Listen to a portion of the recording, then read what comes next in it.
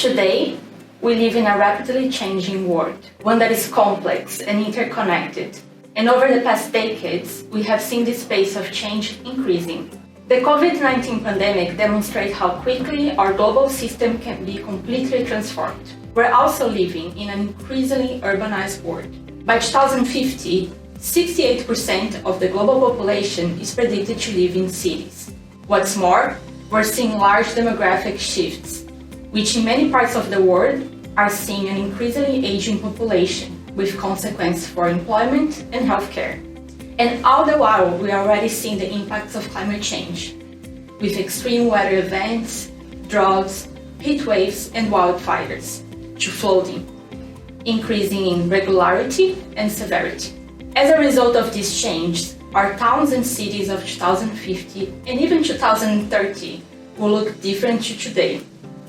And with this rapid change, it can be difficult to keep up with the new opportunities and address the new challenges that are presented. There's often quite a gap between the signals that we see in our cities on a daily basis and these long-term drivers of change that affect the entire world. And as a result, it can be often challenging to a holistic approach and anticipate how the future will look. Tools and frameworks can help to navigate this complexity. One framework that has gained wide use is the STEP-V framework. The STEP-V framework is an acronym that stands for 6 different dimensions, which can be used to help analyze the past and predict the future. The S stands for social factors, such as employment, community, gender, and equity. T relates to technical factors, such as innovation and digitalization. The first E relates to economic factors, such as economic growth, inflation, and economic activity. The second E relates to environmental factors, such as pollution and carbon footprint. P refers to political, such as regulation and legislation, policy goals. Finally, V relates to values, such as mindsets, cultures, and movements. Applying the framework to a driver of change can help to understand many diverse dimensions. Let's take the example of climate change, which will have huge implications for the people globally, particularly in our towns and cities.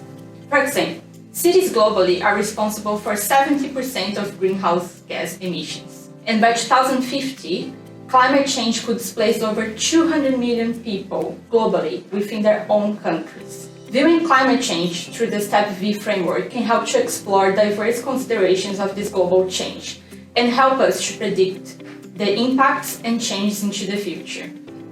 For example, looking through the social lens can help us to explore which groups will be most at risk the impacts of climate change and whether these impacts will be distributed equitably. Taking a technological lens can help us to think about which technologies can help the economy to decarbonize. This can also link to economic factors, such as understanding which business will win and which might lose from the low-carbon transition.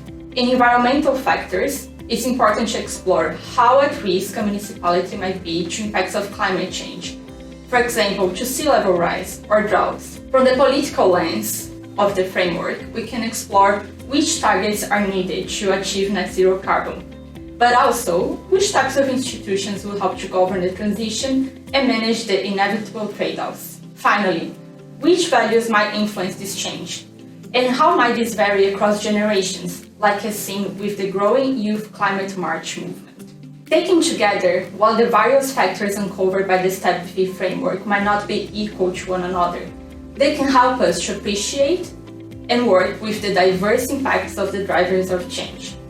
This can help us to group and analyze key trends, to predict how this may change into the future, and importantly, help us to understand how to most effectively manage this change.